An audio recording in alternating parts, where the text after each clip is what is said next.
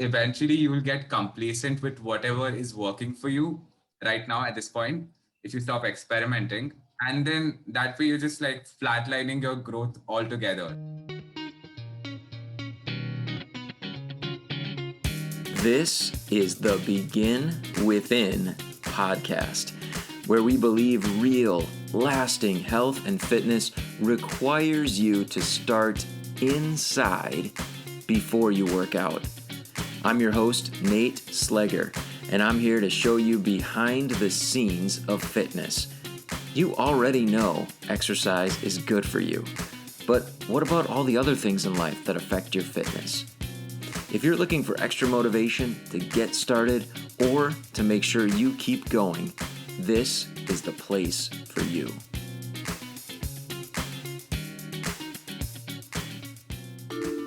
Produced by BeginWithin.fit. Have you ever had the nagging feeling that you need to make a big change, but you just keep waiting until the time is just right, and that time never really comes? Or have you ever made a really big change and seen some really great results, but then those results plateau, they slow down, and you feel disappointed and give up? If you've ever felt those ways or had those experiences, you're going to really enjoy the interview that I have today. My guest today is Harshad Manglani. He lives in Pune, India, where he studies computer science and information technology. He's also the host of the What Works For You podcast, where he shares tips and tricks on self-improvement through self-experimentation. I want to prepare your mind for what you're about to hear. So listen for these 3 themes today in our conversation. First of all, listen for his ideas around self-experimentation versus perfectionism, something that could definitely hold us back as we pursue a healthier lifestyle. Secondly, listen for our conversation about the benefits of a really solid morning routine. And then finally, listen as he shares his ideas about tracking your progress. Here's my interview with Harshad Manglani. There was a minor incident and I had to like send the bike to get fixed. And because of that, I started going in the bus. Okay. And I had nothing to do on the bus. So I took a book that my dad had gifted me on my last birthday. It was actually a self-help book. Okay. I started reading it. And initially it was just like, for something to do while I was on the bus. It was like a 1-hour trip one way. And when I actually started reading it, I was like, this is so cool. And as I went on, the book mentioned listening to audio programs. I guess the book was old, and I took that to mean podcasts. So I started listening to podcasts as well, like Jay Shetty's podcast or the Tim Ferriss show. Yep. And I started getting deeper into all of these things and then taking those changes, applying it to my own life. It got to a point where my friends were sick of me telling them about all of this because I used to constantly be like, you should work on this, you should try doing that. And then eventually, this year in Jan, I decided to try to share whatever I'd learned and with the world, basically. And I thought doing a podcast was a good way to do that. Oh, cool. So it was like the way that you had been learning through podcasts, and then you're able to use that same platform to share what you're learning. Yes, that's right. Okay, cool. So what about the name? Like, tell me about like the name of your podcast. What's behind that? I know I'm in that same world where you put a lot of thought into that. So tell me a little bit about that. Sure. So I guess initially whenever I'd listen to a new concept or come across something that I could try out. For a while, I used to struggle with the idea because I felt that this is something I'm supposed to figure out anyway. If it worked for them, it has to work for me. Okay. And oftentimes it didn't. Sometimes it did, right? Like, because you can't possibly have everything generalized and make it work for everybody. And I struggled to make it work for me. It didn't until I got to a point where I realized that, maybe this is not supposed to work for me. It worked for somebody else, which is great.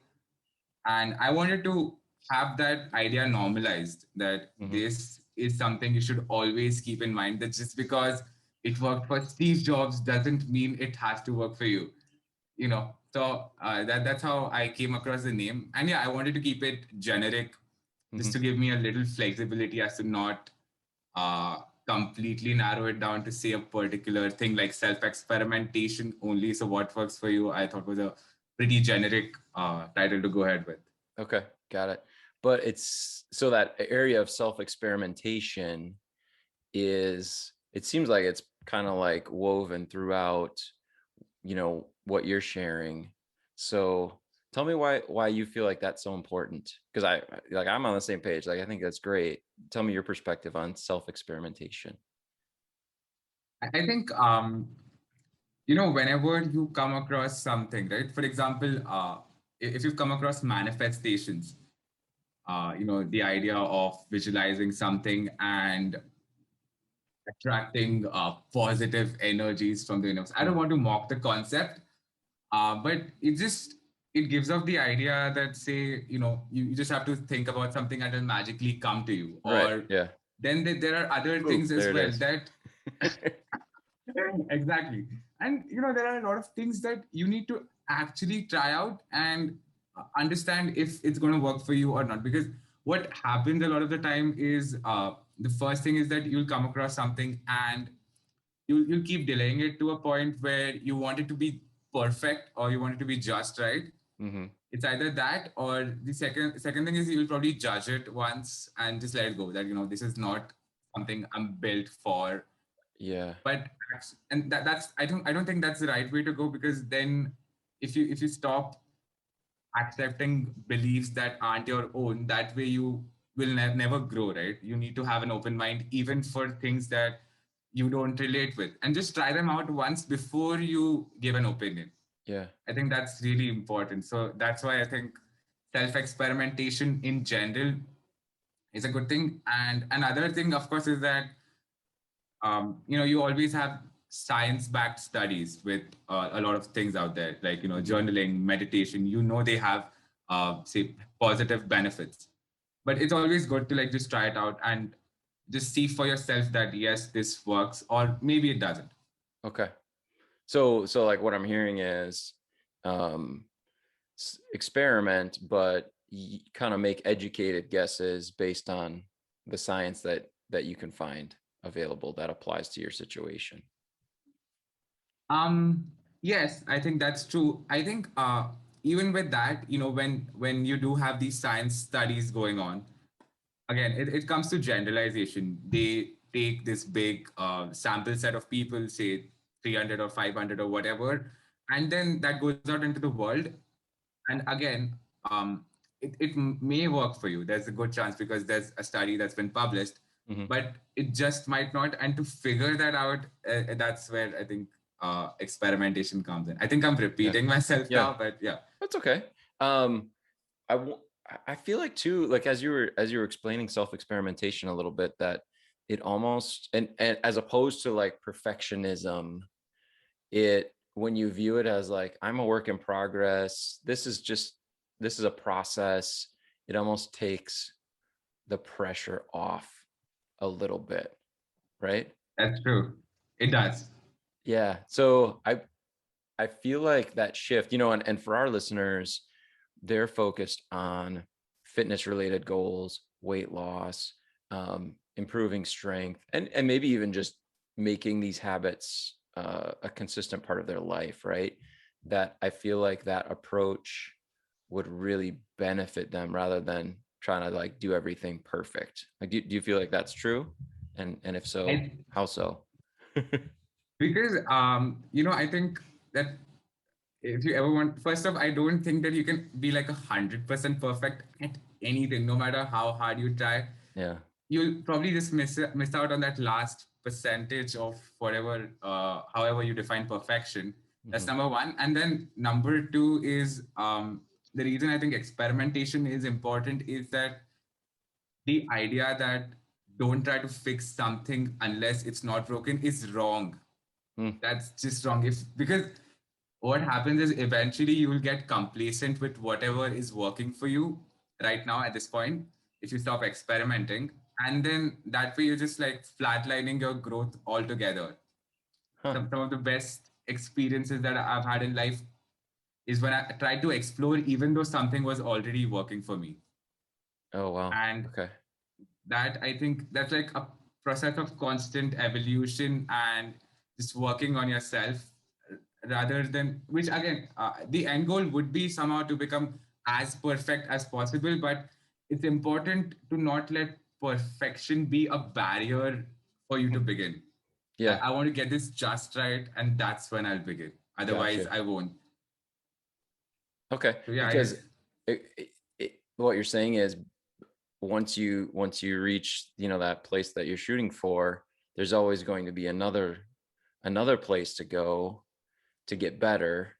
So Mhm.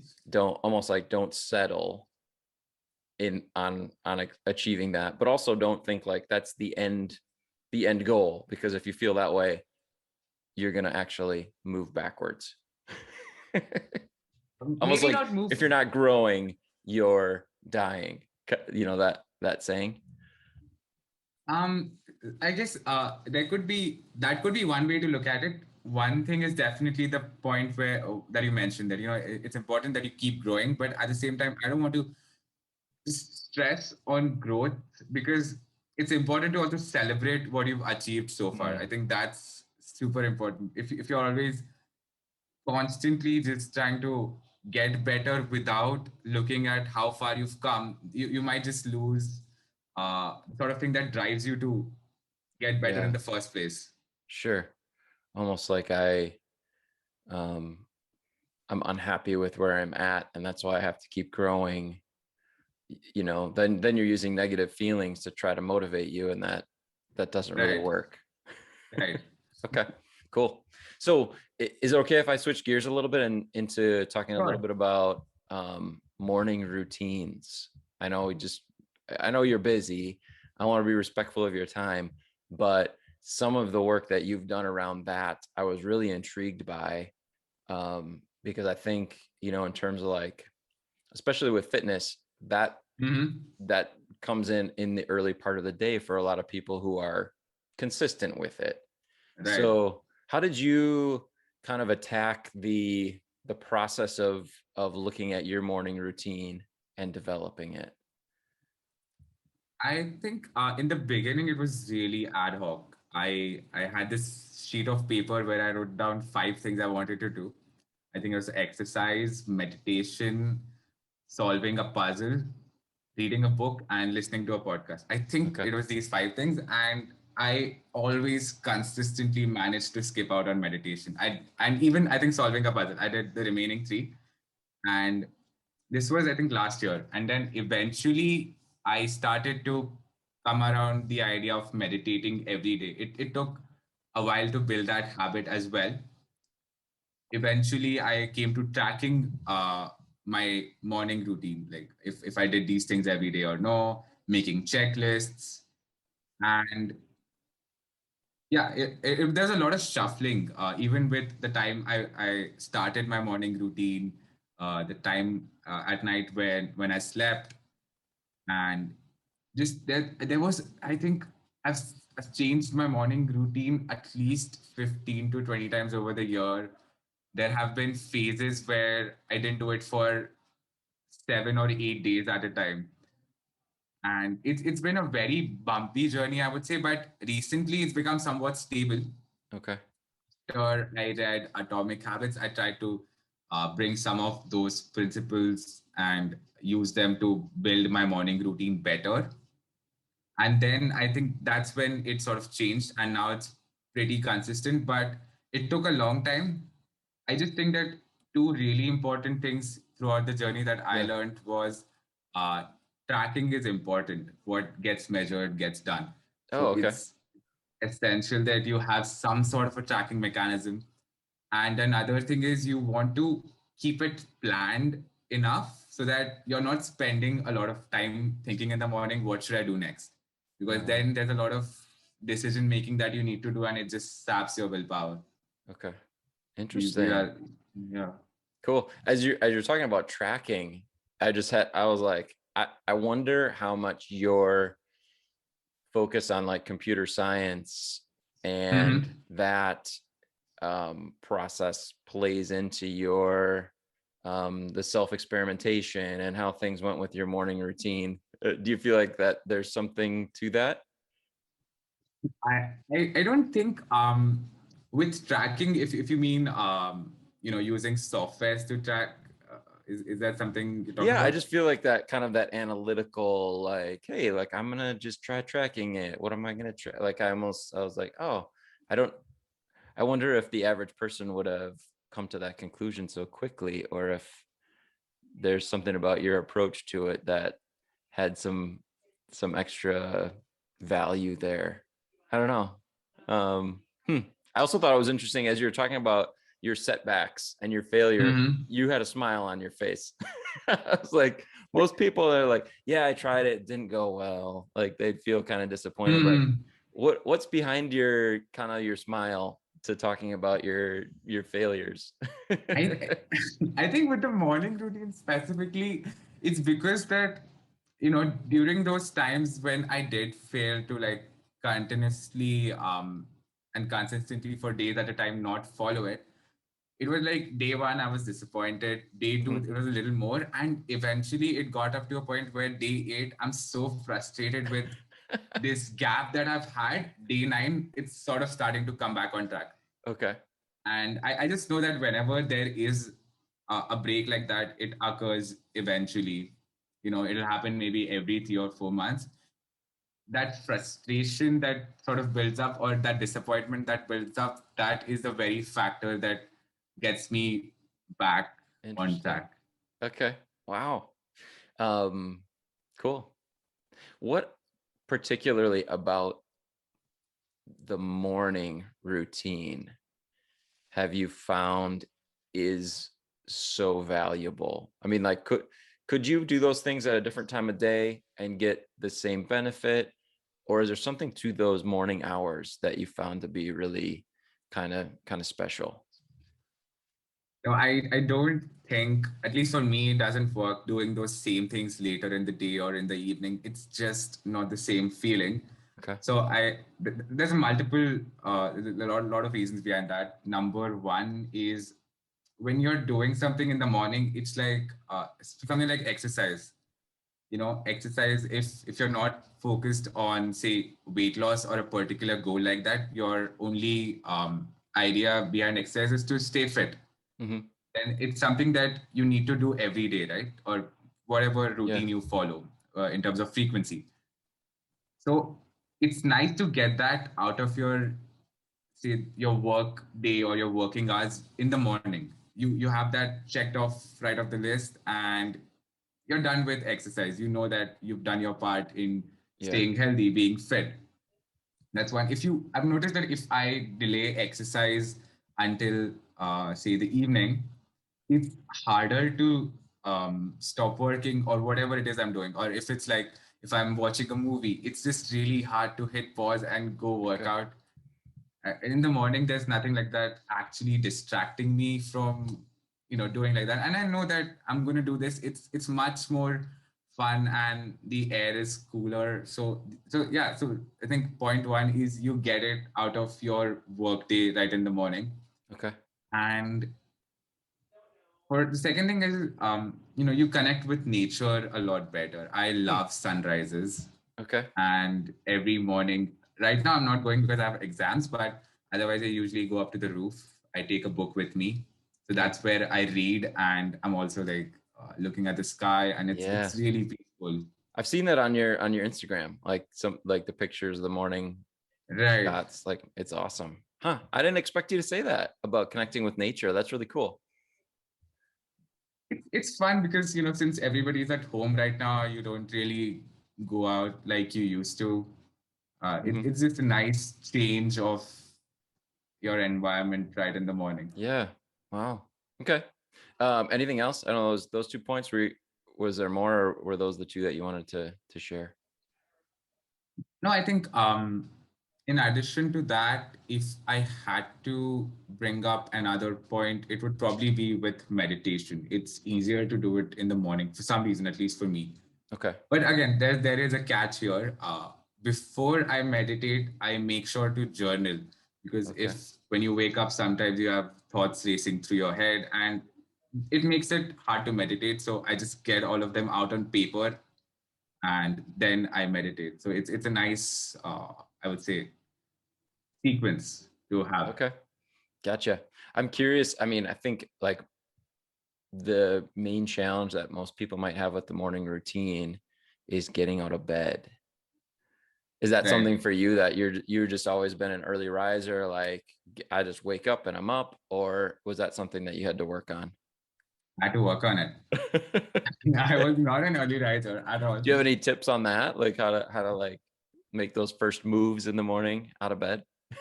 Sure. Tip one, your morning routine starts in the night before, on the night before. Sleep Okay. on time. That's, I think most people miss that, because if you keep, say, doing whatever it is, if you're working or scrolling or binging, if you're up till 12 in the night, you cannot expect to get up at 5 in the morning. That's just a very bad expectation to have. And even if you do pull it off, it's not sustainable over the long Okay. term to sleep 5 hours a night. So yeah, step one would be sleeping on time. And I think there's a lot of research that is built around your whole sleep cycle, Mm-hmm. which I found when I was doing an episode on that. Something I came across was, your body's internal clock that regulates your sleeping cycle. It releases hormones for you to feel sleepy, and then when you wake up, it makes you feel energetic. So those are regulated by a lot of things around you. For example, sunlight is an important, I'd say, factor that fits into my routine. At least I've noticed that whenever I get sunlight in the day or even in the morning, it's easier to fall asleep on time versus when I don't. Okay. And for even for caffeine, I think whenever I have a cup of coffee or tea in the evening, I wake up in the middle of the night at like 2 or 3 a.m. Very randomly. I don't even know Okay. why. And that is something that, so there are, yeah, these are the few things to just Interesting. have a better quality of sleep, and to make sure that you actually follow through your sleep on Interesting. time. So yeah, But so it, focusing on the morning routine starts with focusing on your sleep quality and your yes, sleep schedule. yeah, that's right. It does Cool. take time. I mean, if you normally sleep around 11, then it'll take time for you to like slowly bring that down to 9:30 or 10, Mm-hmm. whenever it is you want to sleep. Yeah. Wow. Cool. Thank you. Oh wow. All right. I already went OT on you. I'm overtime. Um, That's one fine. final question. Sure. If someone was listening to this and Mm-hmm. the idea of like the morning routine or even self-experimentation is just like totally brand new to them, Mm-hmm. what recommendation would you have to help them get started? Like what advice would you give to someone like just to take those first few steps? Like how might they do that?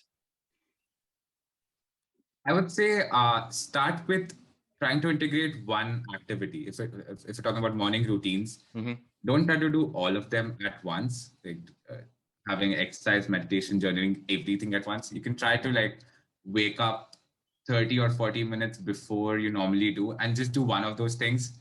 And once you think you have that set, then move on to the next Okay. activity you want to have in the morning. And of course, sleep is important. You need to sleep on time. And for self experimentation, I think my advice would be to have an open mind, Okay. just to be open to something that is completely against all of your beliefs. and to try it out. And then if you still think it's not right for you, let it go. But I would say, yeah, don't just like judge it, or I'm not gonna try this because I don't think it'll work. That I think is something that might make you miss out on a really great habit or an opportunity to work on yourself. Okay. Wow. Cool. Thank you. Hey, thanks so much for sharing your research and your thoughts with me today. Thank you so much for having me. It was a great conversation.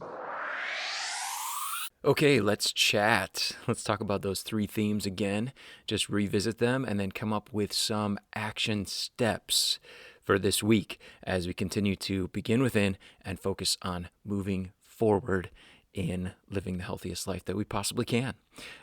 First, we talked about self-experimentation. Man, that's what it was all about, right?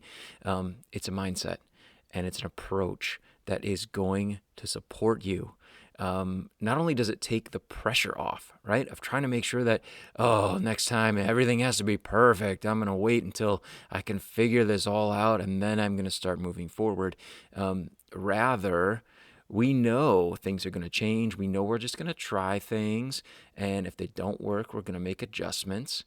And the reality is, something that works now might not work forever. As our body changes, as our circumstances change, our life changes, we have to be willing to adapt, to be flexible. And so when we have this approach of self-experimentation, it really serves us. It really matches with our focus on this being a lifelong process of continuing to move toward being healthier and healthier.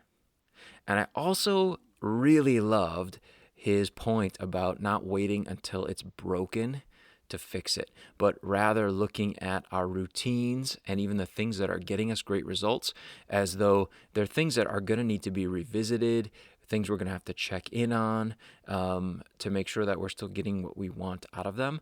And way before, they fail us or they stop working, being willing to say, hey, like, where am I going to take this next moving forward? The other thing I asked you to listen for was our conversation about the morning routine, the value of it. You start to gain some momentum when you start checking things off your list, right? Early in the day. And early in the day, before other things start to crowd out our best intentions, or before we lose motivation, it's a great day to get some of the most important things done. And then I also really appreciated his comment that a successful day starts the night before. So it just reminded me, hey, if you want to have a great morning, start looking at some of the habits around bedtime. How do I end the day? What adjustments can I make there in order to have a better start in the morning? And finally, I thought it was interesting to focus on tracking a little bit. How might you track your progress? Pick just one thing and then track how well you do at actually doing it, actually following through and checking it off your list. And one of the benefits of that is that you can use the buildup of disappointment, just like Harshad talked about.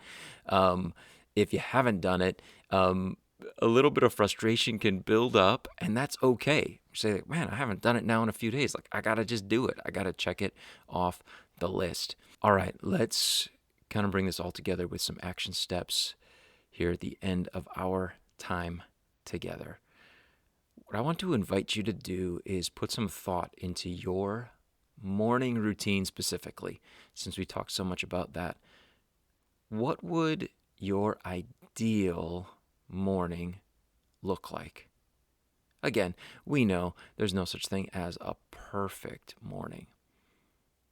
But if you were able to accomplish all the things that you needed to do in the morning before life gets crazy and the phone starts ringing and you have meetings and other things to do, what would that morning look like? Especially if health and wellness and fitness was a priority. Take some time with a pen and paper, or maybe just your notes app on your phone, and jot down a list of what that morning would look like, with the goal to start experimenting, to really start taking some action to see, what you want to add in, maybe something that you want to subtract in the future. And maybe start here. What's one important thing that you might add in and start doing tomorrow in order to start moving forward in making your morning just a little bit healthier? Where would you fit that element in, that little activity? Where would that fit in your morning routine? What adjustments do you need to make in order to make sure that you have space for it? And what will you do to commit to trying it out tomorrow? Just experiment. Have fun, no pressure. If you are tired of feeling frustrated and disappointed with fitness, and you're ready to get on the path to being the healthy person you want to be, just go to beginwithin.fit and click the Join Our Challenge button. We can't wait to support you in your fitness journey and help you to get the results you deserve.